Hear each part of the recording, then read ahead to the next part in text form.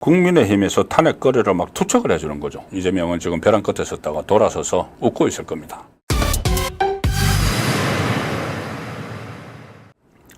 근데 이 탄핵 그걸 야당이 추진을 하는데, 이 상황에서 제가 가장 걱정하는 거는 이것에 원희룡을 지지해서, 나경원을 지지해서, 윤상현을 지지해서, 한동훈을 지지해서 이런 게 아닙니다. 저는 확고하게 어쨌든 다음 지도부는 윤석열 정부와 같이 가야 한다는 건 확고합니다.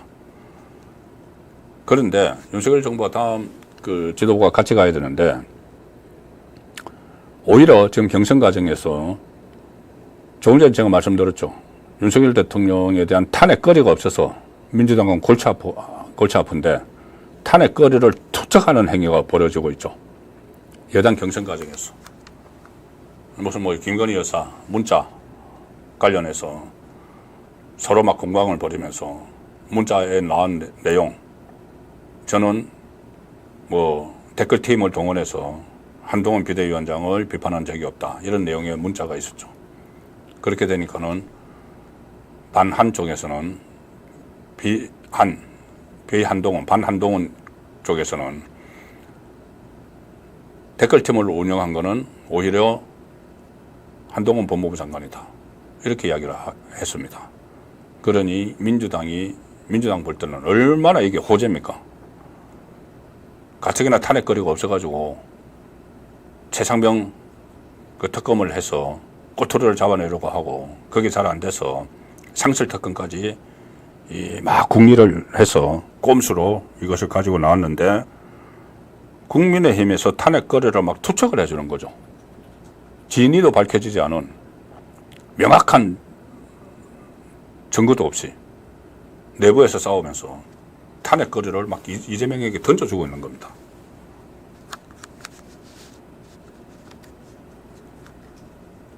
이게 오늘 한국일보에서 이런 기사를 썼습니다.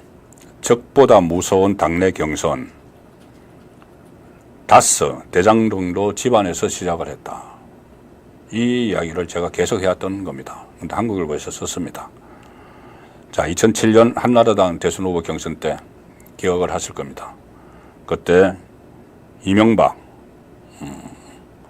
다스 차명 소유 도곡동 땅 의혹이 있었고, 박근혜 후보는 최태민 목사 관련 사생활 논란이 막 있었죠.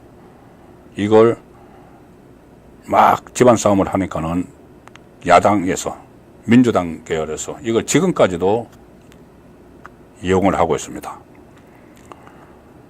2018년에 민주당 경기지사 경선에서 이재명과 전해철, 해경공 김씨 논란, 자기들끼리 하니까 이게 우파 진영에서는 또 좋은 공격거리가 됐죠.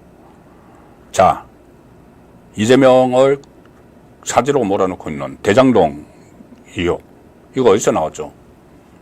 처음에 자기들 내부 싸움에서 나왔습니다. 이낙연 캠프에서, 대선 후보 경선 때 이낙연 캠프에서 문제를 제기해서 이게 이재명을 올가매고 있죠. 지금까지도. 그리고 지난번에 국민의힘 대선 후보 경선 때도 윤석열, 유승민이 천공 스님 이야기를 하고 막 무속 이야기를 막 해서 그 무속 프레임 지금까지도 윤석열 대통령 부부에게 씌워주고 있습니다. 물론 그때 민주당도 참전했지만은 유승민이 그걸 많이 제기를 했죠. 그래서 지금 이렇게 탄핵거리가 없어서 전전긍긍하는 이재명에게 이 국민의힘에서 이것은 진위가 밝혀지기 전에 이재명 쪽에서 당신들이 그렇게 이야기했지 않느냐, 무슨 영부인의 댓글팀이 있다는 등 법무부 장관의 무슨 여론, 우호적인 여론 조성을 하기 위한 팀이 있었다는 등 당신들이 그렇게 이야기한 거 아니냐. 우리가 문제 제기한 것도 아니고. 대장동도 이제 그때 그렇게 이야기했지 않습니까? 아니, 대장동 이것을 대선용 공작이라고 하는데 당신들이 먼저 시작을 했지 않느냐, 그 이야기를 해왔죠.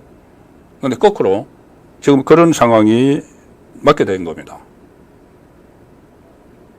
자기들이 문제를 제기한 게 아니다. 그래서